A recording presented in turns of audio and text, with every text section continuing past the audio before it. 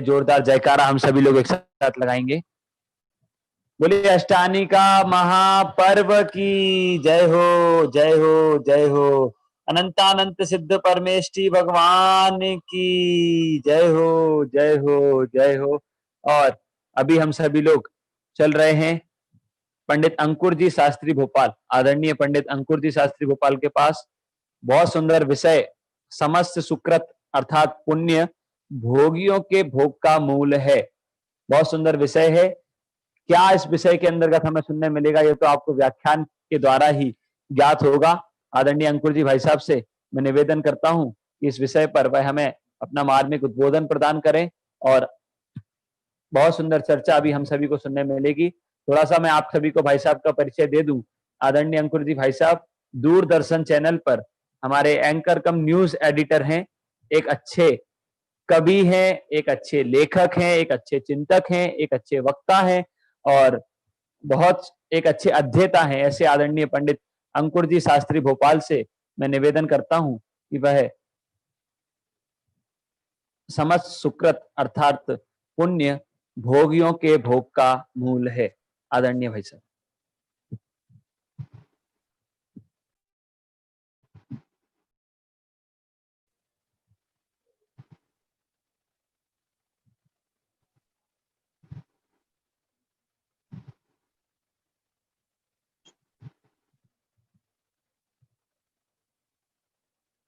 नमो अरिहन्ताणं नमो सिद्धाणं नमो आयरियाणं नमो वज्रायाणं नमो Lowe सवसाहुणं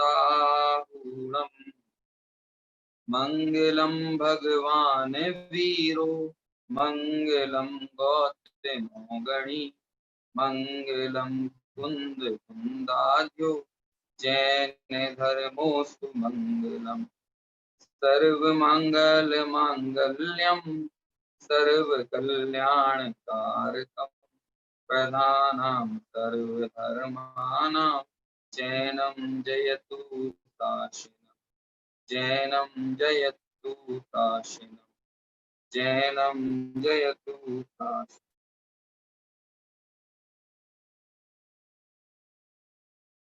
आपने आपने आपको वर लिया चेतना को स्वयं मैं प्रकट कर लिया। हे विरागी प्रभु हे महावीर जिन आपके दर चरण मैं शताते नमन आपके दर चरण मैं शताते नमन।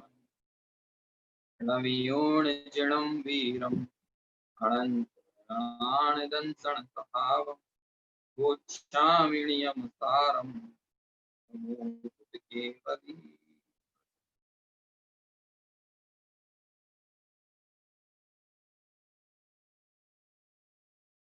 समस्त सुकृत भोगियों के भोग का मूल है।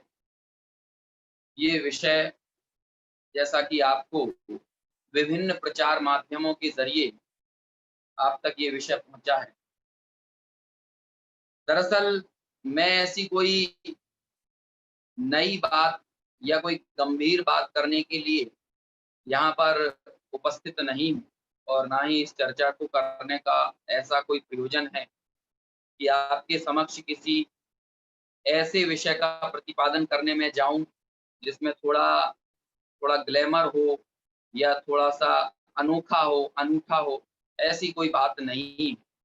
और जो मैंने इस व्याख्यान का जो टाइटल आपके समक्ष पहुंचा है वो भी कोई शाब्दिक माया जाल में उलझाने का उपक्रम नहीं है और ना ही किसी को अट्रैक्ट करने का किसी तरह का उसमें अभिप्राय ही शामिल है, बल्कि जो वाक्य आपके सामने, जो विषय आपके सामने विभिन्न माध्यमों के जरिए पहुंचा है, वो विषय मूल रूप से हमारे शास्त्रों में हमारे मुनिराजों ने मूल उस पंक्ति को उद्धृत किया है और उसको ही मैंने हिंदी भाषा में उसका अनुवाद करके आपके सामने प्रस्तुत किया है। जो लोग भी अभ्यासी हैं, जिन लोगों ने विभिन्न आगम ग्रंथों का, अध्यात्म ग्रंथों का अध्ययन किया है, वे ये समझ गए होंगे कि ये जो विषय का टाइटल आपके सामने आया, ये मूल रूप से कहाँ से लिया गया है और कहाँ से इसे उद्धृत किया गया है। तो मैं भी बहुत बेसिक बात आपके सामने करूँगा, जो कि आत्मानुभूति के लिए, सम्यक दर्शन के मार्ग के लिए सबसे मूलभूत बात है, सबसे बेसिक बात है। समझिए कि आधार ही मोक्ष मार्ग का वह है। आज जो इस तरह के आरोप मुमुक्षुओं पर लगाए जाते हैं या गुरुदेव श्री पर लगाए जाते हैं, है ना? कि भाई ये तो कुछ ज़्यादा ही निश्चय वाले हैं और इन्होंने तो पुण्य क्रियाओं को बिल्कुल उड़ाकर रख दिया है ना? तो इन्होंने तो अपना ही एक मार्ग चला दिया है। इस तरह की जो बात की जाती है, इस तरह के जो आरोप लगाए जाते हैं, दरअसल ये सारे आरोप प्रत्यारोप करने की वजह यही है कि लोग बाग या तो मूल आगम अध्यात्म ग्रंथों से जुड़ते नहीं हैं और यदि जुड़ते हैं तो अपने पूर्वाग्रह को छोड़े बगैर उनको समझते नहीं। नहीं तो जगह-जगह, कदम-कदम पर अमूमन सभी प्रकार के आगम अध्यात्म ग्रंथों में ये मूलभूत और बेसिक बात हम सबके सामने आती रही है, आती है, बारंबार इसका प्रस्तुतिकरण किया जाता है। लेकिन इसके बावजूद भी जो हमारा एक व्यामोह पड़ा हुआ है, एक पर्टिकुलर क्रिया में, इस पर्टिकुलर भाव में, कि हमको लगता है कि भाई जब तक शुद्धोपयोग नहीं हो रहा है, तो हमें तो ये ही इसे ही उपादेय मानकर करना चाहिए। और दरअसल जब आप उसे उपादेय ही मानकर उसमें प्रवर्तने लगते हैं, तो एक तरह से हमारे सत्य की खोज ही खो जाती है। क्यों? क्योंकि हमने असत्य को ही सत्य के रूप में जब स्वीकार कर लिया, तो जो वास्तविक सत्य है, जो वास्तविक धर्म है, उस धर्म की, उस सत्य की एक तरह से हमने बुनियाद को ही खोखला कर दिया और जब वह बुनियाद खोखली हो जाती है, तो हमें ये लगने लगता है कि शायद धर्म का, मुक्ति का कोई वैकल्पिक और अल्टरनेटिव मार्ग भी होता होगा। और जब हम उस वैकल्पिक अल्टरनेटिव मार्ग की तलाश करने के लिए आगे बढ़ जाते हैं, तो वास्तव में जो मुक्ति का राजमार्ग है, उस राजमार्ग से हम बहुत दूर चले जाते हैं, बहुत दूर चले जाते हैं, कोसों दूर चले जाते हैं। ये समझिए कि हम जैन होते हुए भी हमारी प्रवृत्ति या हमारी मान्यता और अभिप्राय जो पुष्ट होता है, वो अमूमन उसी तरह का पुष्ट होने लगता है कि जो उन लोगों का जिस तरह का अभिप्राय रहता है, जिन्हें ये जैन धर्म नहीं मिला या जिन्हें देव शास्त्र गुरु की सन्निधि प्राप्त नहीं हुई। तो ऐसे बहुत मूलभूत और बहुत बेसिक विषय के साथ हम बात करेंगे। लेकिन ये इतना बेसिक होने के बावजूद भी इस पर जो नाना प्रकार के वाद-विवाद और अपने-अपने पूर्वाग्रह जो थोपे गए, उन पूर्वाग्रहों का परिणाम ये निकला कि आज ये चर्चा हमको ऐसी लगने लगी है कि भैया ये तो निश्चय वालों की है, ये तो बहुत ज़्यादा स्वाध्यायियों की है या ये मुनि राजों की है। हमें इस तरह की मान्यताएँ हमारे हृदय में इस बात को लेकर खड़ी होने लगी हैं। क्यों? क्योंकि जब भी ये कहा जाता है कि पुण्य हेय है, तो लोग बाग आपको बड़ी तिरछी निगाहों से देखने लगते हैं। है ना? लोग एक तरह के वैकल्पिक लोगों को बल नहीं आ पा रहा है। गुरुदेव श्री ने 45 वर्ष तक जिस जोर के साथ, जिस बल के साथ पुण्य को हेय कहा और आत्मानुभूति के मार्ग से इसको निकाला, है ना? इसके प्रति जो आसक्ति पड़ी हुई है, जो उपादेय बुद्धि पड़ी हुई है, उस उपादेय बुद्धि को दूर करने के लिए 45 वर्षों तक इस मान्यता पर प्रहार किया। लेकिन बावजूद इसके आज सिर्फ़ हम ये कहें कि जिन लोगों को गुरुदेव श्री का समागम नहीं मिला है, उनकी बात तो जाने ही दीजिए, बल्कि गुरुदेव श्री के मार्ग में आने के बावजूद भी गाहे-बगाहे लोग इसी ही मान्यता को कहीं न कहीं पुष्ट करते हैं। तो ऐसे में हमें ये सवाल खड़ा करना पड़ेगा अपने आप से कि हमारे हृदय में पुण्य के प्रति कैसी लिप्सा पड़ी हुई है, कैसी एक तरह से आकांक्षा, किस तरह की उसे हम महत्वाकांक्षा कह दें, हमारा एम्बिशन कह दें, है ना? या हमारी इच्छा कहें, लेकिन दरअसल वो जो कुछ भी हमारे हृदय में जो उस पुण्य के प्रति एक थोड़ा-सा वेटेज देने का भाव और वेटेज देने का जो परिणाम पड़ा हुआ है, दरअसल वो आत्मानुभूति के मार्ग में बहुत बड़ा रोड़ा है। और वो तत्व निर्णय और तत्व विचार की जो प्रक्रिया है, जो भेद विज्ञान की जो प्रक्रिया है, उसमें भी कहीं न कहीं बहुत बड़ी बाधक।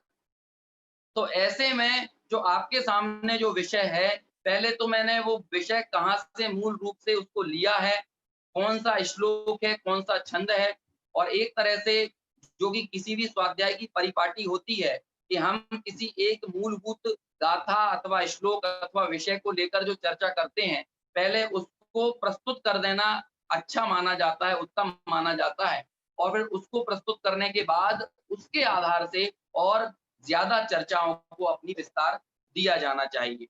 तो मैं सर्वप्रथम जो मूलभूत श्लोक इस बात को बताने का जहाँ उद्यत है, उसको मैं आपके सामने प्रस्तुत करता हूँ, और पश्चात उस श्लोक के माध्यम से, उस कलश के माध्यम से हम इस पूरी चर्चा को आपके सामने एक तरह से इस बात पर विमर्श करेंगे कि आखिर मोक्ष मार्ग में, मुक्ति में पुण्य की क्या उपादेयता है, क्या उपयोगिता है, क्या ज्ञानी के हृदय में पुण्य के प्रति कितना जोर होता है, पुण्य उसके सामने क्या औकात रखता है, पुण्य की वैल्यू क्या है ज्ञानी के समक्ष। तो इस विषय पर हम चर्चा को आगे बढ़ाएं, उससे पहले हम इस कलश को यहाँ पर पढ़ते हैं। जिन लोगों को, वैसे अमूमन जितने भी लोग यहाँ पर जुड़े होंगे, मैं ये समझता हूँ कि उनके पास ना तो अ ग्रंथ ही होगा जिस ग्रंथ से मैं ये चर्चा करने जा रहा हूँ, क्योंकि आप लोगों को भी नहीं पता होता कि दरअसल हमें किस विषय से जुड़कर बात करना है। तो सभी लोग सामान्य स्थिति में ही बैठे होंगे। लेकिन फिर भी जो लोग पीडीएफ आदि के माध्यम से यदि इसको निकाल सकते हैं, तो वो देख सकते हैं, पढ़ सकते हैं मेरे साथ में, अथवा जो लोग नहीं पढ़ सकते, वो ध्यानपूर्वक इसे सुन सकते हैं। ये जो श्लोक है, ये नियमसार ग्रंथादिराज का श्लोक है, और गाथा नंबर जो 42 है, उस उन गाथाओं के आस-पास ये श्लोक आया है। गाथा नंबर 42 के बाद मेरे हिसाब से ये श्लोक आया है। तो क्या श्लोक है, क्या कलश है, और मुनिराज पद्म प्रभु मल्लधारी देव क्या इसमें बात करते हैं, उसको पहले हम पढ़ते हैं, और फिर इसके बाद हमारी इस पूरी चर्चा को आपके सामने आगे बढ़ाएँगे। पढ़ता हूँ मैं श्लोक। मालिनी छंद है। सुकृतामपि समस्तं भोगिनां भोगमूलम् त्यजतु परम तत्त्वाभ्यास निष्णात चित्तः उभय समय सारम सार तत्व स्वरूपम भजतु भव विमुक्त्यै गोत्र दोषो मुनीश्चः। पहली ही पंक्ति में वह बात यहाँ पर कही गई है जो कि हमने इस पूरे व्याख्यान का एक तरह से विषय के रूप में जो टाइटल निर्धारित किया है। सुकृतामपि समस्तम भोगिनाम भोग मूलम, कि समस्त सुकृत जो है वो भोगियों के भोग का मूल है। देखिए टेक्नोलॉजी इतनी डेवलप है कि आपके सामने स्क्रीन पर ये जो श्लोक और जो कलश है वो आपके सामने आ गया है। 59वें नंबर का कलश है। सुकृतामपि समस्तम, समस्त सुकृत। सुकृत यानी क्या होता है? सुकृत यानी पुण्य, और ये पुण्य जो है वो भोगियों के भोग का मूल है। तो भैया पुण्य का इसके अलावा भी कोई औचित्य होता है या नहीं होता है? इसके अलावा भी पुण्य कुछ है या नहीं? आप पुण्य के दो विभाग क्यों नहीं कर देते? एक पुण्य ऐसा है जो भोगियों के भोग का मूल है, और एक पुण्य ऐसा है जो मोक्ष मार्गियों के लिए सहायक है। लेकिन नहीं भाई, यहाँ पर हमारे मुनिराजों ने, हमारे आचार्यों ने ऐसा कोई विभाजन आपके सामने प्रस्तुत नहीं किया, बल्कि उन्होंने एक सुर के साथ ये कहा, सुकृतामपि समस्तम भोगिनाम भोग मूलम। समस्त सुकृत भोगियों के भोग का मूल है। और क्या लिखते हैं कि त्यजतु परम तत्वाभ्यास निष्णात चित्ता, और जो परम तत्वाभ्यास से जो निष्णात चित्त वाले जो लोग होते हैं, वो त्यजतु, इसे छोड़ देते हैं, और बल्कि ये कहते हैं कि इसे छोड़ दो, या उन्होंने छोड़ दिया है। आप इस त्यजतु को, है ना, ये आदेशात्मक तौर पर मानना चाहे तो वैसा मानिए, या फिर ये छोड़ दिया है ना, छोड़ देना चाहिए। इस तरह के कहते हैं कि जो तत्व अभ्यास में निष्णात चित्त वाले लोग होते हैं, उनसे एक तरह से आप इसे अपील समझिए कि भाई ऐसे परम तत्व अभ्यास से निष्णात चित्त होकर ऐसे उस पुण्य को छोड़ो। दरअसल पुण्य कोई जबरदस्ती छोड़ने की चीज नहीं है, लेकिन उस पर से जो हमारा आसक्ति का भाव है, उसको छोड़ देना, उसको उपादेय मानना, छोड़ना ही उसको छोड़ना है।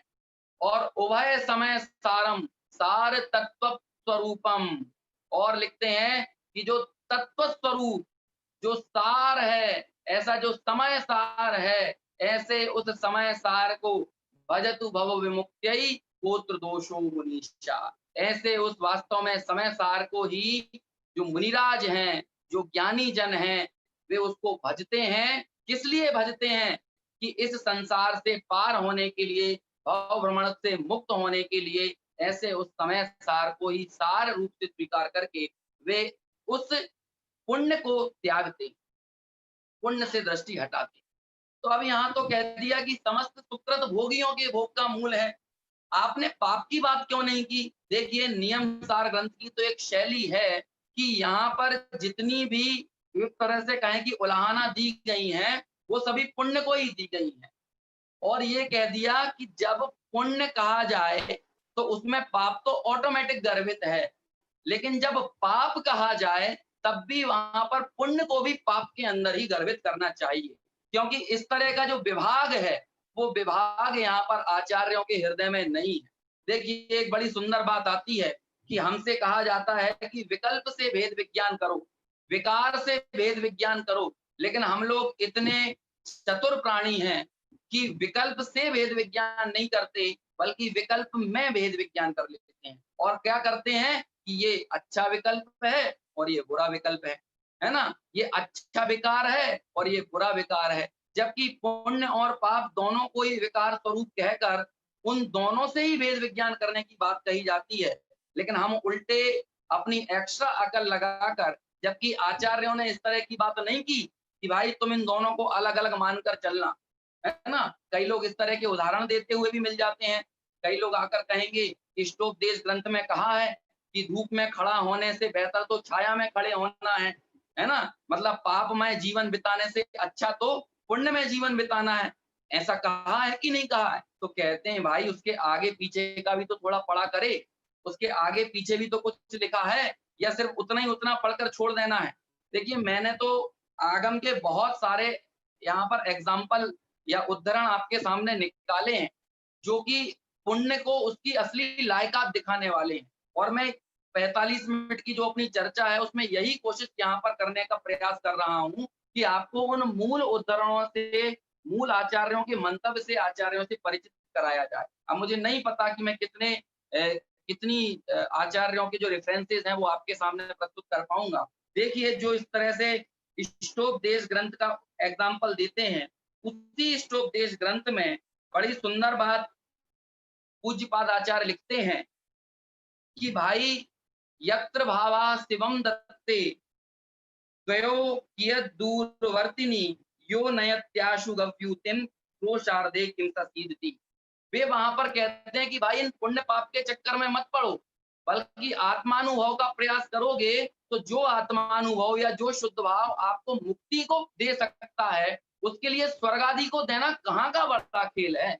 और फिर वहां पर एग्जाम्पल दिया कि भाई फॉर एग्जाम्पल हम समझे कि जो व्यक्ति 4 कोस चल सकता है, उसे 2 कोस चलने में क्या परेशानी होगी, है ना? आप बोझा लेकर यदि 4 कोस तक जा सकते हो, आप में सामर्थ्य 4 कोस जाने की है, तो कोई आपको काम दे कि भाई 2 कोस तक चले जाओ, तो आप ये कहोगे भाई मेरे में तो 4 कोस जाने की हिम्मत है, लेकिन मैं 2 कोस नहीं चल सकता। अरे भाई, जब 4 कोस जा सकता है तो 2 कोस जाने में क्या परेशानी है? ऐसे ही जो भाव, जो शुद्ध भाव, हालांकि शुद्ध भाव से कोई स्वर्ग आदि मिलते हो ऐसा नहीं है, बल्कि अपने शुद्ध स्वरूप में कहना चाहिए जो अविचल स्थिति है, वहां से स्खलित हुई परिणति, वो स्खलित हुई परिणति इतनी स्खलित नहीं होती कि वो अशुभ में चली जाए, वो स्खलित होकर जाएगी तो शुभ में ही जाएगी।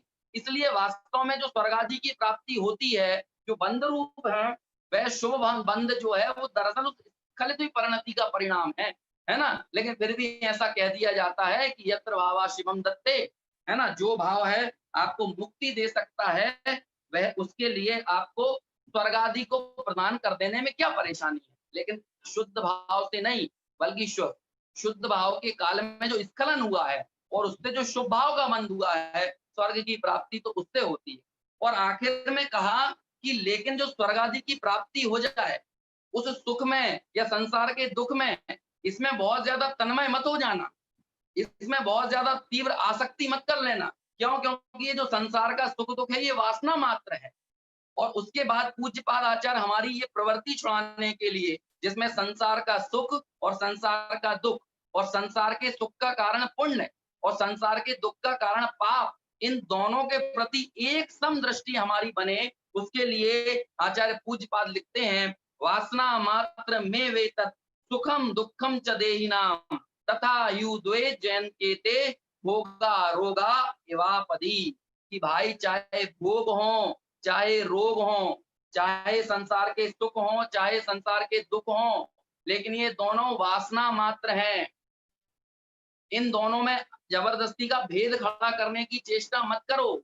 इनमें इस तरह के एक अच्छा और एक बुरा, इस तरह की मिथ्या कल्पना मत करो, क्योंकि इस कल्पना में यदि पड़ोगे तो जो वास्तविक मोक्ष मार्ग है, उस मोक्ष मार्ग से आप हट जाओ।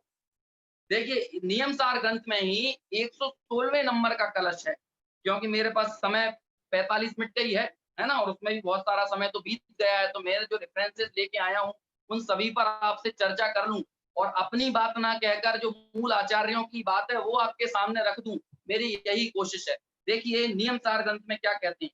मतलब मैं आपको ये बताना चाहता हूँ कि गुरुदेव श्री जो पुण्य को जो हे कहते थे जिस बल के साथ, वो बल दरअसल गुरुदेव का, हम ये नहीं कह सकते कि वो बल जो था वो गुरुदेव का यूनिक था। नहीं, वो यूनिक तो आप उसे इस लिहाज से कहो कि उन्होंने आचार्यों की बात आत्मसात की, इसलिए जो बोल रहे हैं वो देखा-देखी नहीं बोल रहे, बल्कि उसे अनुभूत कर बोल रहे हैं, अनुभव के साथ बोला, इस लिहाज से वो यूनिक है। लेकिन गुरुदेव से पहले किसी ने वो बात नहीं कही हो, ऐसी मान्यता हमको नहीं रखना चाहिए। बल्कि जो आचार्यों ने, अनंत आचार्यों ने, अनंत तीर्थंकरों ने, अनंत भगवंतों ने जो बात कही और जिस बल के साथ कही, वही बल के साथ, वही जोर के साथ गुरुदेव श्री भी हमारे सामने इस बात को रखा करते थे। तो जो वासना मात्र में तत्व वाली बात है कि आप ये संसार में जो भेद कर रहे हैं, ये भेद किस तरह का कर रहे हैं, तो वो वहां पर लिखा कि संसार का सुख कैसा है। तो देखिए, नियम सार ग्रंथ के ये कलश में पद्म प्रभु मलधारी देव लिखते हैं कि भव भव सुख मल्पम कल्पना मात्र रम्यम। पूरा कलश तो मैं पढ़कर नहीं बताना चाहता, लेकिन ये मूलभूत पंक्ति है, पढ़ ही देता हूं। जब अब बात निकली है तो आप आगे इसका और विशेष जो अर्थ आदि किए गए हैं वो वहां से समझना, लेकिन मैं यहाँ आपके सामने रखता हूँ। 116वें नंबर का मेरे हिसाब से ये कलश है, नियम सार का ही।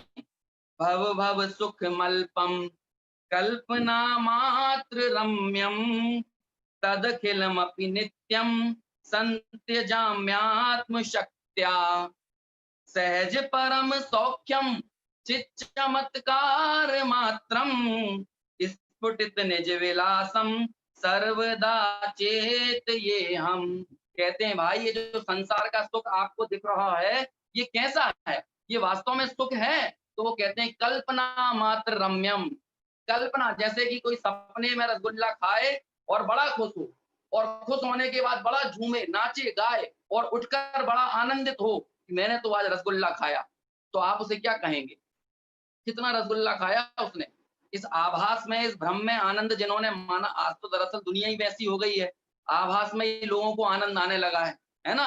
कोई प्रत्यक्ष हमारे सामने कोई प्रशंसा हमारी करे तो हमें उतना मजा नहीं आता, लेकिन फेसबुक पर यदि लाइक मिल जाए तो हमें बहुत आनंद आता है। मतलब कल्पनाओं का सुख बटोरने में लोग इतने जुट गए हैं कि अब दरअसल उनको रियल का और वर्चुअल का फर्क ही एक तरह से समझ में नहीं आ रहा है। लेकिन यहाँ पर तो भगवंत ये कहते हैं कि भाई, संसार का सारा सुख जो आप महसूस कर रहे हो और जिसमें आप बड़े झूम रहे हो, वो सारा कैसा है? तो कहते हैं कल्पना मात्र रम्यम।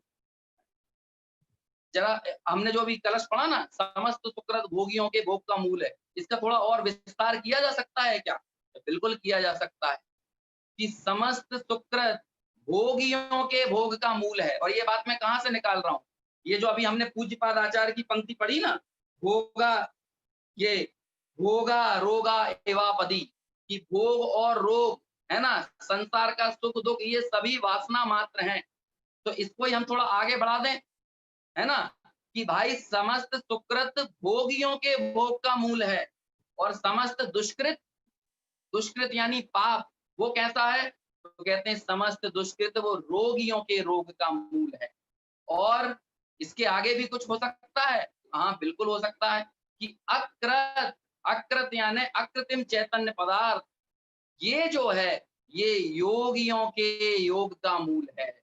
योगियों के योग का मूल यानी नियमसार की टीकाओं में बारंबार ये चर्चा आई ना कि जिन परम योगी कह के मुनिराजों को संबोधित किया और उसकी बहुत सुंदर चर्चा करते हुए गुरुदेव श्री कहा करते थे कि योगी यानी क्या?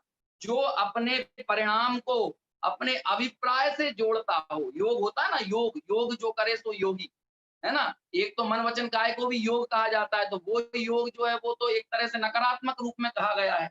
लेकिन ये जो योग है, ये बड़े पॉजिटिव वे में है ना? यो इस योग को तो दरअसल ध्यान के साथ जोड़ा जाता है, जो मुनिराज करते हैं और उनको जो योगी संज्ञा दी गई है। तो बड़ा सुंदर अर्थ वहाँ पर करते हैं कि भाई जो अपने परिणाम को या जो अपनी एक समय की ज्ञान पर्याय को अपने त्रिकालिक ज्ञायक तत्व के साथ जोड़ता हो, उसे कहते हैं योगी। ऐसा वो योगियों के योग का मूल क्या है? तो कहते हैं अकृत्रिम चैतन्य पदार्थ। तो ज्ञानियों की श्रद्धा, ज्ञानियों की दृष्टि कहाँ होती है? तो कहते हैं ना तो सुकृत पे होती है, ना दुष्कृत पे होती है। अब इतनी बेसिक सी बात, कहते हैं ये बेसिक कहाँ है? अरे बेसिक है भाई, हर रोज आप बोलते होंगे, पूजा तो सभी करते हैं ना। अब पूजा करते हुए ये बोलते हैं क्या नहीं? अष्ट कर्म विध्वंसनाय धूपम निर्वपामीति स्वाहा। अब आप ये बताइए कि शुभ कर्म और अशुभ कर्म ये जो हैं, ये अष्ट कर्मों में इनमें कितने शामिल हैं? पुण्य और पाप में अष्ट कर्मों में कितना शामिल है ना? कर्मों की मूल प्रकृतियां और उनकी उत्तर प्रकृतियों में ऐसा कुछ भेद है क्या? कि हमने जब बोला कि अष्ट कर्म विध्वंसनाय, तो इन 8 कर्मों में कौन-कौन सी चीज को हमने विध्वंस करने की भावना नहीं भाई? अरे भाई, तीर्थंकर प्रकृति भी 8 कर्मों में आती है या कोई वो 9वें नंबर का कर्म है कि हम यहाँ 8 कर्मों के विध्वंस की बात कर रहे हैं, तीर्थंकर प्रकृति के विध्वंस की बात नहीं कर रहे। उसमें नाम कर्म की सभी शुभ प्रकृतियां आती हैं या सिर्फ अशुभ-अशुभ प्रकृतियां आती हैं? उसमें सिर्फ साता वेदनीय आता है या सिर्फ साता वेदनीय अकेला आता है? मतलब क्या आता है इन सब में? क्या शुभ गोत्र आता है या अशुभ गोत्र आता है? अरे गंभीरता से विचार करो कि जब हम कहते हैं कि अष्टकर्म विध्वंस नाय, धूपम निरूपमामीति स्वाहा, भगवान से तो ये बोल रहे हैं, लेकिन बोलते हुए भी ये चाह रहे हैं कि नहीं, आठों कर्म मत नाश करना, बल्कि आप तो पाप का नाश करना, पुण्य का नाश मत करना। हमें तो ये लगता है कि पुण्य तो पूजा से संग्रहित होता चला जाए। अरे मूल में भावना क्या है? उस स्तुति का पूरा मंतव्य और प्रयोजन तो हम विचार करें। अरे हम सबसे पहले जब पूजा पीठिका पढ़ते हैं और पूजा पीठिका में एक तरह से हम अपना संकल्प जाहिर करते हैं और वो संकल्प जाहिर करते हुए हम क्या बात करते हैं? जरा विचार तो करें। सभी लोगों को याद होगा, है ना? अरहत पुराण पुरुषोत्तम पावनानि वस्तून्य न्यून मखिलान्यमेक एव अस्मिन् ज्वलत् विमल केवल बोध वन्नो पुण्यम समग्र महमेक मना जुहूमि। क्या संकल्प आपने प्रदर्शित किया? किस भावना के साथ आप आगे बढ़े? क्या भावना आपने वहां पर भाई? पुण्यम समग्र महमेक मना जुहूमि, ये संकल्प के साथ आगे बढ़े और जब पूजा करी, पूजा करते हुए क्या भाव पाया, क्या सोचा? दुकान अच्छी चल जाए, बाल बच्चे अच्छे हो जाएं, एग्जाम में पास हो जाऊं, इंटरव्यू में निकल जाऊं, पैसा आ जाए, रोग आदि दूर हो जाएं। इस तरह के हम डिपार्टमेंट बांट रखे हैं क्या नहीं? और इसी भावना के साथ तो जाते हैं। शांति विधान क्यों किया जाता है? घर की अशांति दूर करने के लिए, है ना? और भी जो भक्ताम्बर के पाठ क्यों किए जाते हैं? भक्ताम्बर में एक-एक श्लोक में हमने डिपार्टमेंट सेट कर दिया है। ये मलेरिया भगाने का, ये हैजा भगाने का, ये कैंसर भगाने का। अरे भाई, क्या कर रहे हैं हम? जरा विचार तो करें। माथे पर हमारे क्या कहें, बुद्धि पर हमारे पत्थर तो नहीं पड़ गए हैं। भावना बोल क्या रहे हैं और भावना क्या भा रहे हैं, जरा इसका विचार तो करें। बाद में किसी ने इसका जो हिंदी पद्यानुवाद किया वो भी बड़ा गलत किया। जो पहले की पूजन की पुस्तकें हैं ना, वहां पर तो इस तरह की बात है ना? तेरी केवल ज्ञान वंदी में कणु करूं मैं समग्र पुण्य आह्वान। अरे पुण्यम समग्र में मेक मना जुहोमी का मतलब आह्वान करना नहीं होता, बल्कि जुहोमी, होम करने आया हूँ, स्वाहा करने आया हूँ, ये भावना होती है। लेकिन लोगों में इतना बल नहीं आ पाता ना कि वे बोल दें कि अरे पुण्य को भी, सारे पुण्य को जुहोमी कर दें, खत्म कर दें, स्वाहा कर दें। ये बात तो समझ में नहीं आती, क्यों लोगों में इतना बल ही नहीं आता है। बड़ी बड़ी समस्याएं हैं भाई साहब लोगों के बीच में। देखिए आगे और कहाँ-कहाँ ये बात आई, प्रवचन सार ग्रंथ। अच्छा, एक और लोग तर्क देते हैं, पुण्य फला अरहंता, पुण्य के फल में अरहंत होते हैं, है ना? इस तरह की बातें करते देखे जाते हैं। अरे भाई उस गाथा को पढ़ो, उसकी टीका को पढ़ो, उसके मंतव्य को समझो। चलो ठीक है, एक बार की आपकी बात मान लेते हैं कि पुण्य का फल अरहंतपना है। मान लेते हैं पुण्य का फल अरहंतपना, ठीक है? लेकिन जरा विचार तो करो कि पूर्ण रूपेण पुण्य कब फलता है? पहले तो हम घातीय और अघातीय कर्मों को थोड़ा समझें कि चारों घातीय कर्म जो हैं ये पाप रूप हैं। इसका मतलब जब पूरी तरह से पाप से निवृत्ति हो गई और सिर्फ पुण्य ही पुण्य रह गया, तब अरहंतपना आया। आप ये अर्थ लगाना चाहते हैं तो यही अर्थ लगा लेते हैं, है ना? कि पाप नष्ट हो गया है। लेकिन पाप पूरी तरह नष्ट करने के लिए आपको पहले 4 घातीय कर्मों को समूल नष्ट करना पड़ेगा। क्योंकि चारों घातीय कर्म में पुण्य और पाप का भेद नहीं है, पुण्य और पाप का भेद तो अघातीय कर्मों में है। तो फिर आप ये सोचिए कि यदि आपको पुण्य ही पुण्य चाहिए ना, तो पाप को पूरी तरह से खल्लास किया जाना चाहिए। और पाप को पूरी तरह से खल्लास करने का मतलब क्या है कि मोहनीय का एक रत्ती भी बाकी ना रहे, ज्ञानावर्णी दर्शनावर्णी अंतराय बाकी ना रहे, तब जाकर ये 4 घातीय कर्मों का नाश हो और फिर जो सारी पुण्य प्रकृतियां फलीभूत हों, तब कहते हैं कि तब अरहंत हुए। तो ये भी चलो मान लेते हैं यही ठीक है। तो फिर उसके लिए मोहनीय के नाश करने के लिए हम आगे बढ़े या नहीं बढ़े हैं? और मोहनीय का नाश कैसे होगा? क्या मोहनीय का नाश एक को उपादेय और एक को हेय मानकर होगा क्या? जरा इस बात का तो विचार रखें हम।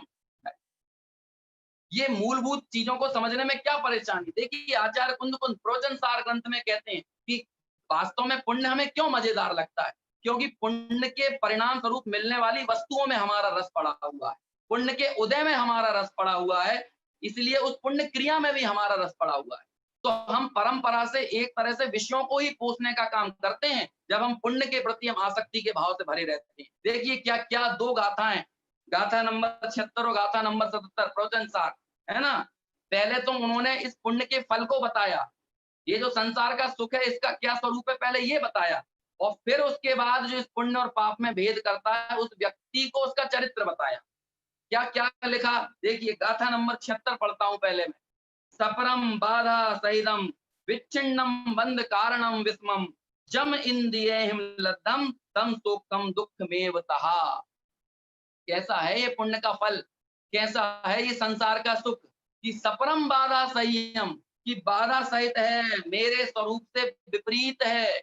और कैसा है? बंध कारणम, बंध का कारण है, इससे कोई निर्जना होने वाली नहीं है कि पुण्य के उदय को आसक्ति के साथ भोगे और उससे कोई निर्जरा हो जाए, ऐसा नहीं है। बल्कि उस उदय के, अच्छा एक दूसरी तरह से आपको आपसे बात करता हूँ कि आपसे प्रश्न करता हूं मैं कि चक्रवर्ती नियम से कहा जाता है? चक्रवर्ती पुण्य के उदय से होते हैं ना? तो बताइए चक्रवर्ती, 1 मिनट में आप सोच लीजिए। 1 मिनट तो ज्यादा हो जाता है, इतनी सी चर्चा में आपको 1 मिनट देना तो बहुत ज्यादा हो जाएगा, है ना? चक्रवर्ती नियम से कहा जाता है? लोग कहते हैं कि मोक्ष भी जाता है, स्वर्ग भी जाता है ना? नरक भी जाता है। अरे भाई चक्रवर्ती जो पुण्य के उदय से हुआ ना, चक्रवर्ती यदि चक्रवर्ती रहते हुए ही उन भोगों में ही देह छोड़े तो कहाँ जाता है? वो तो नियम से नरक जाता है। मोक्ष जाने वाला फिर वो चक्रवर्ती चक्रवर्ती पद पर थोड़ी रहता है, वो 6 खंड का स्वामी थोड़ी रहता है। फिर वो चक्र रतन में अनुरक्त थोड़ी रहता है। फिर उसकी 96,000 रानियां थोड़ी होती हैं, हाथी घोड़े थोड़ी होते हैं। फिर तो उन्होंने इन सारी चीजों का त्याग कर दिया है। यदि उस पुण्य के साथ ही उसको भोगता हुआ ही यदि देह उसका विलय हो, तो वो कभी भी जाएगा तो कहाँ जाएगा? सबसे टॉप लेवल की जो जगह है ना, टॉप लेवल की मतलब निकृष्ट लेवल की, है ना? 7वें नरक में जाएगा। चक्रवर्ती की रानी जो होती हैं, वो कहाँ जाती हैं नियम से? बताइए पुण्य के उदय से हुई कि पाप के उदय से? हुई तो पुण्य के उदय से है। बताइए कहाँ जाएंगी, क्या क्या उन्हें मिलेगा? कि भैया यदि उसे छोड़ दिया और आर्य का बन गई तब तो गति सुधर सकती है, लेकिन यदि उस चक्रवर्ती की पटरानी पने के अहम में यदि देह का त्याग हो और उस पटरानित्व के साथ ही यदि वे मरे, तो फिर नियम से सोच लीजिए छठवें नरक में ही जाने के लिए रास्ता उनके लिए शेष रह जाता है।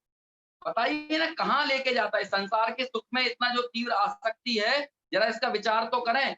और ये संसार के सुख में आसक्ति होने के कारण हम परंपरा से पुण्य में आसक्त रहते हैं। और देखिए आगे, पहले तो ये पुण्य के फल का स्वरूप बताया, और फिर जो मूल बात आचार्य कहते हैं वो बड़ी महत्वपूर्ण है। और हमें आचार्यों के शब्दों की यदि कद्र है तो हमारी दृष्टि भी इस अनुरूप ही होना चाहिए।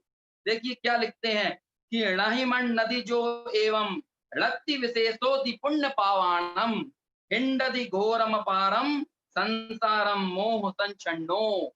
कि भाई जो व्यक्ति इस पुण्य और पाप में भेद मानता है कि एक भला है और एक बुरा है, समझ लो वो इस घोर संसार में ही रुलने का काम करेगा, इस घोर संसार में ही भ्रमण करेगा। वो ज्ञानी नहीं है, वो अज्ञानी ही है, वो मूर्ख ही है। गाथा नंबर 77। कितने रेफरेंसेस हैं, मैंने तो इतने सारे निकाले हैं। पूरा का पूरा पुण्य पाप अधिकार लिखना पड़ा। क्यों? क्योंकि अंतर में व्यक्ति की ये इतनी भयंकर वासना पड़ी हुई है कि एक चीज भली है और एक चीज बुरी है।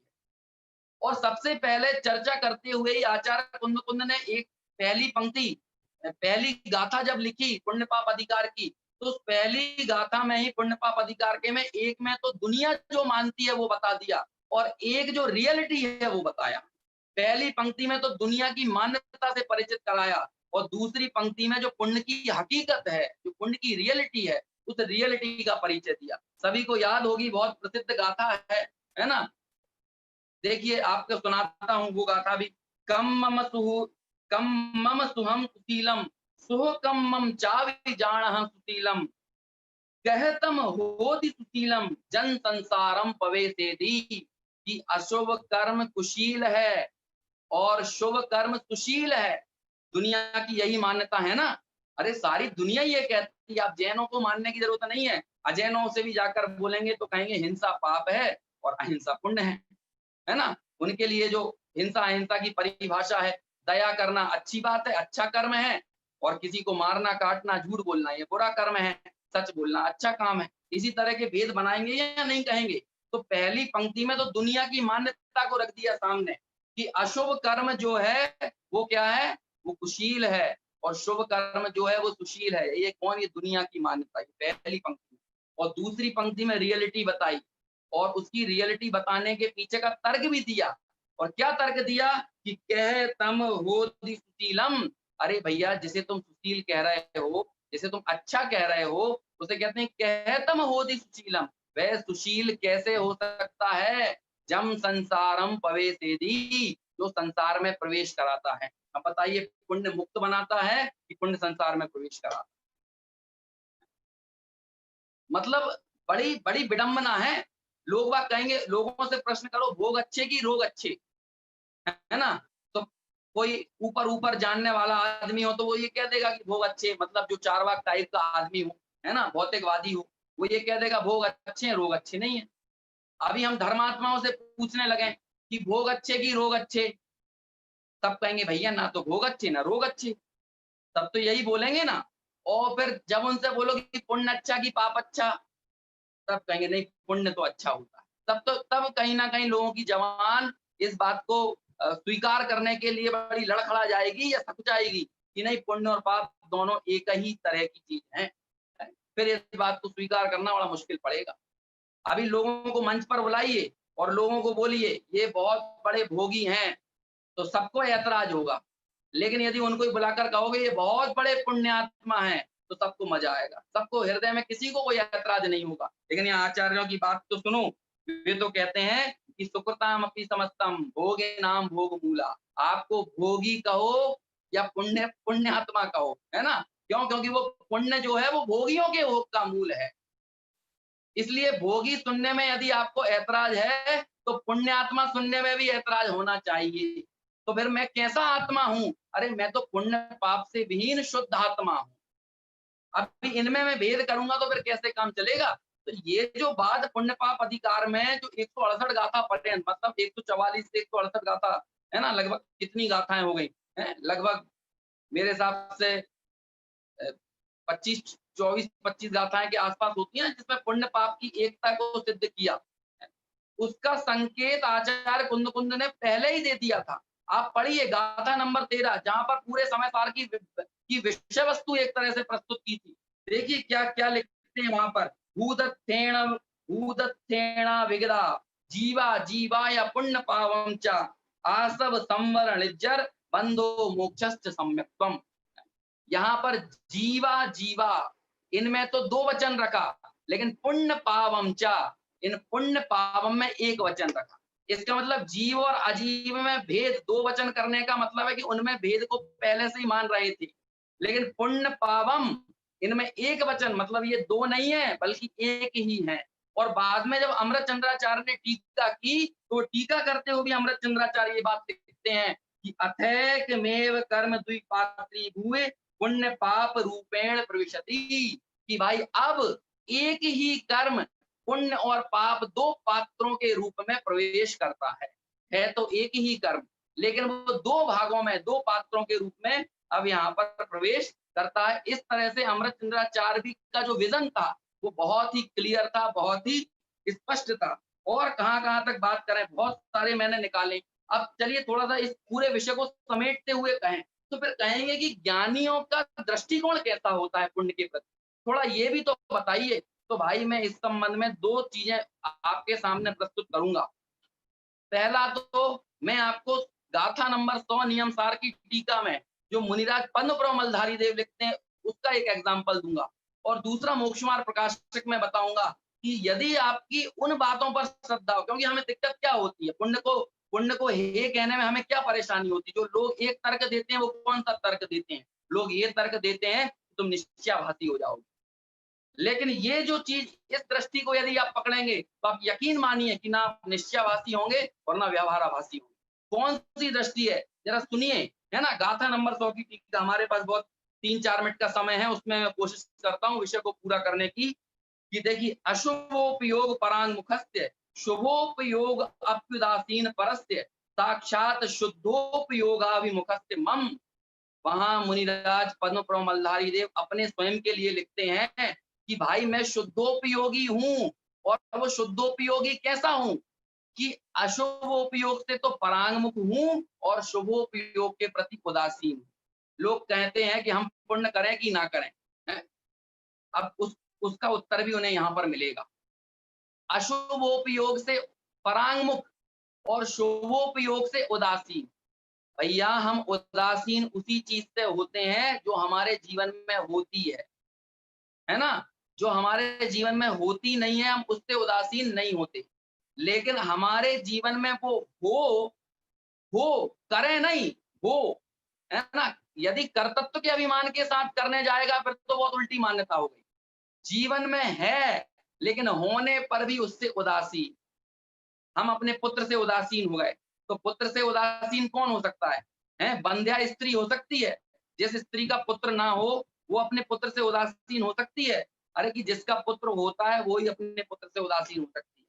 तो कहा कि अशुभ उपयोग से परांगमुख, कि मुनिराज कैसे हैं, शुद्धोपयोगी कैसे हैं, या शुद्धोपयोग की दशा कैसी है। वहां लिखते हैं कि अशुभोपयोग से परांगमुख, कि अशुभोपयोग की तरफ तो देखना ही नहीं है, लेकिन शुभोपयोग जो है जीवन में उसका क्या करें कि वो भी है तो है लेकिन उससे उदासीन। जैसे आपकी भाषा में समझाता हूं कि अभक्ष भक्षण से तो परांगमुख, नॉन वेज से तो परांगमुख, लेकिन सोले के भोजन से, इस सोले के भोजन से उदासीन। समझ में आया? कुदेव कुगुरु कुशास्त्र, कुदेव कुगुरु कुशास्त्र की प्रवृत्ति से तो परांगमुख, लेकिन सच्चे देव गुरु शास्त्र के प्रति कहते हैं उनसे उदासीन। उदासीन का मतलब क्या हुआ? उदासीन का मतलब कि उनमें प्रीति ना होना। प्रीति मतलब ये नहीं समझ लेना कि अब ठीक है निराशा का भाव नहीं। देखिए एक बहुत सुंदर पंक्ति आती है कि पुण्य जीवन में जो पुण्य है उसका सदुपयोग करो, लेकिन प्रीति एकमात्र अपने शुद्धात्म तत्व से करो। पुण्य से मिली हुई सुविधाएं आपके लिए उपयोगी हो सकती हैं, लेकिन एकमात्र त्रिकाली भगवान आत्मा वही हमारे लिए उपादेय है। इस उपादेय और उपयोगी के फर्क को समझना बहुत जरूरी है। व्यक्ति के हाथ की हड्डी टूट जाए तो जो प्लास्टर चढ़ा है वो प्लास्टर का चढ़ना उपयोगी है, लेकिन हड्डी का जुड़ना वो उपादेय है। हम जो दवा खाते हैं बीमार होने पर, तो दवा का खाना, दवा का ग्रहण करना वो उपयोगी है, लेकिन स्वस्थ होना वो उपादेय है।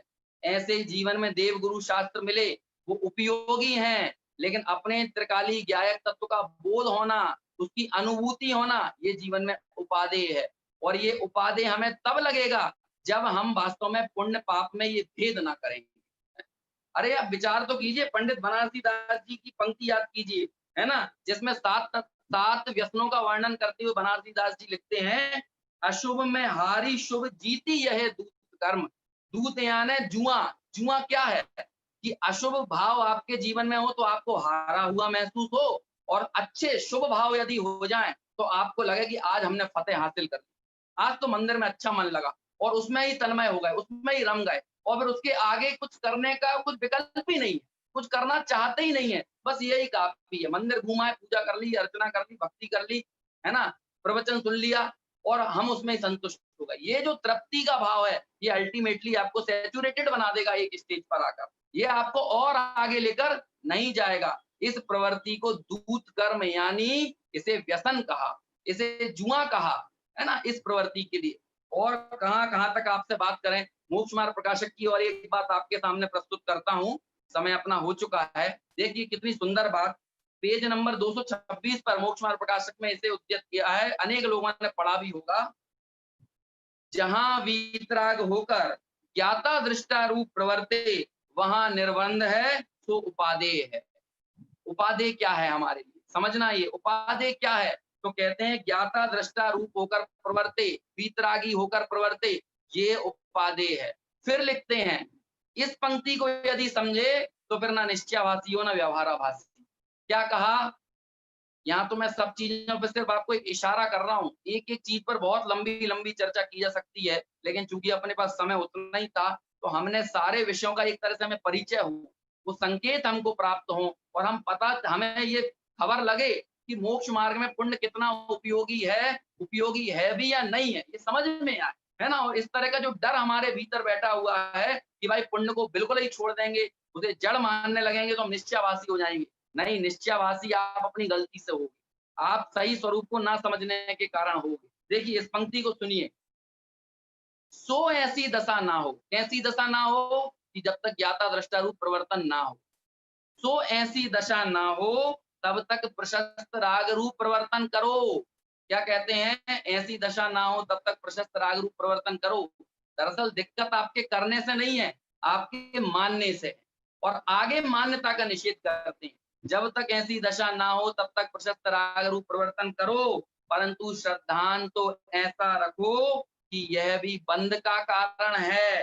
हे है श्रद्धान में इसे मोक्ष मार्ग जाने तो मिथ्या दृष्टि ही होता है। यदि श्रद्धान में उसे मोक्ष मार्ग स्वीकार कर ले तो वो ये समझिए कि फिर वो मिथ्या दृष्टि ही होगा। तो इस तरह की जो बात हम करते हैं कि भाई यदि पुण्य को छोड़ देंगे, है ना, आप पुण्य छोड़ने की बात मत करो, लोग पाप में चले जाएंगे। अरे भाई जब हम पुण्य छोड़ने का कहते हैं तो पाप में जाने का थोड़ी कहते हैं। जब पुण्य को हे बताया जाता है तो पाप को उपादेय थोड़ी कहते हैं, पाप को भी हे कहा जाता है। लेकिन जो पुण्य को हे सुनकर पाप में जाता है, समझना उसका पुण्य नकली था, वो असली पुण्य था ही नहीं, उन क्रियाओं में उसका कोई श्रद्धान नहीं था। अरे आपको तो ये कहा कि उन दोनों को एक समान देखकर वास्तव में उन दोनों को ही हे माने, बंध का कारण माने, और जो निर्बंध होने का, बीतरागी होने का मार्ग है, ऐसे अपने शुद्ध स्वरूप के ओर प्रवृत्ति करे, तब जाकर ही वास्तव में उसकी आराधना सच्ची कही जाएगी, तभी उसका कल्याण होगा। और इसके अलावा यदि जीवन उन्हीं क्रियाओं में वो व्यतीत कर दे तो समझिए कि वो कभी कल्याण उसका होना संभव नहीं है। छेडाला ग्रंथ में भी हम देखें तो अनेकों स्थान पर इसी बात पर जोर दिया है, लेकिन इतना जोर देने के बावजूद भी लोग पता नहीं कैसे इन दोनों में अलग अलग विभाग करते हैं और अनावश्यक या पुण्य के बारे में कुछ कहा जाता है तो बेफिजूल में निश्चयभाषी होने का ठप्पा लगा दिया जाता है। देखिए 6 डाला की पंक्तियां है ना, एक आध मिनट में पढ़ देता हूँ, मात्र चर्चा तो क्या करें।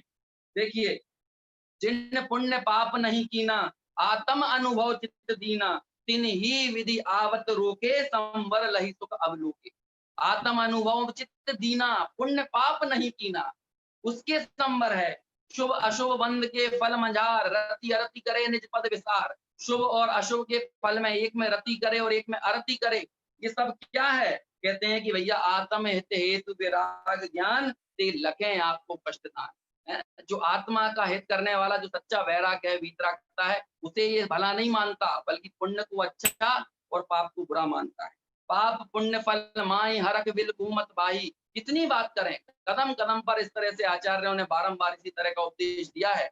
एक और आचार्य तारण स्वामी हुए, उन्होंने भी एक बात लिखी, जे मुक्ति सुखम नर कोपी सार्धम, सम्यक शुद्धम ते नर धरित्वम, रागादयो पुण्य पापाय दूरम, ममात्मा स्वभावम ध्रुव शुद्ध दृष्टम। कि भाई जिस व्यक्ति ने मुक्ति के सुख को वाकई में जाना है, ऐसा वो व्यक्ति राग से और पुण्य पाप आदि सर्व प्रकार के भावों से वो विरक्त रहता है। वो शुभाशुभ में हे और उपाधि की मिथ्या कल्पना से प्रवृत्त नहीं होता। तो ऐसी ये जो मूलभूत भूल और मूलभूत भ्रांति जो हमारे जीवन में चली आ रही है, हमें इसे समझना चाहिए। जो लोगों ने इस तरह की जो एक प्रोपेगेंडा चला रखा है कि भाई वैकल्पिक तौर पर पुण्य भी मुक्ति का साधन है, इस प्रोपेगेंडा को छोड़िए, क्योंकि कहीं भी इस प्रकार की बात आपको नहीं मिलेगी। शुद्ध भाव को कदाचित ये कह दिया जाएगा कि ये स्वर्ग आदि को देने वाला है, लेकिन पुण्य मुक्ति को देने वाला है, इस तरह की बात तो ये समझिए कि प्रथम भूमिका में जिस व्यक्ति ने मान के चलिए अभी मंदिर ही नहीं आता हो, तो ऐसे व्यक्ति को मंदिर से जोड़ने के लिए कदाचित ऐसी बात कह दी जाएगी। लेकिन जब वो तत्व से जुड़ेगा, अभ्यास करेगा, तब उसे ये बात समझ में आएगी कि भाई मोक्ष मार्ग में पुण्य के प्रति एक को भला मानना और पाप को बुरा मानना, ये जो मान्यता है, ये मान्यता वास्तव में 7 तत्व संबंधी भूलों में सभी भूलों की जननी है। इसमें आश्रव तत्व संबंधी भूल भी है, इसमें संवर निर्जरा तत्व संबंधी भूल भी है, मोक्ष तत्व संबंधी भूल भी है और बंध आदि तत्व संबंधी भूल भी है। तो इसलिए ऐसी मान्यता को हम छोड़ें और वास्तव में बिना आत्मानुभूति के तो जो आप पुण्य के उदय को चाहते हो, वो पुण्य भी सुरक्षित रहने वाला नहीं है, क्योंकि पुण्य को संरक्षित रखने की सामर्थ्य भी आत्मानुभूति में है। अन्यथा ऐसा वचन आता है जिनवाणी में कि 15 कोड़ा कोड़ी सागरोपम का साता वेदनीय भी यदि किसी ने बांधा हो, लेकिन अब सम्यक दर्शन नहीं है तो भोगेगा कहाँ से? तो भैया कहते हैं कि वो पूरा असाता वेदनीय में संक्रमित हो जाता है।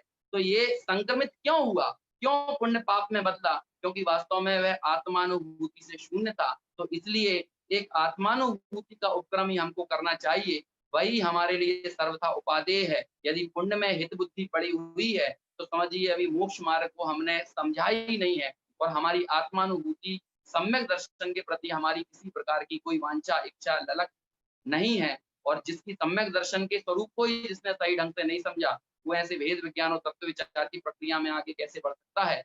तो हमारी इस भेद विज्ञान तत्व विचार की प्रक्रिया में जो ये उल्टी मान्यता बाधक है, वह शीघ्रातिशीघ्र हमसे दूर हो और हम सच्चे मोक्ष मार्ग को समझकर उस मार्ग पर आगे बढ़ें। इस मंगल भावना के साथ अपनी वाणी को यहीं विराम देता हूँ। सभी ऐसे आराधना के मार्ग पर लगें और सच्चे मोक्ष मार्ग को अर्जित करके मुक्ति सुंदरी का वर्ण करें। इसी मंगल भावना के साथ अपनी वाणी को विराम देता हूँ। सभी से सादर जय जिनेन्द्र।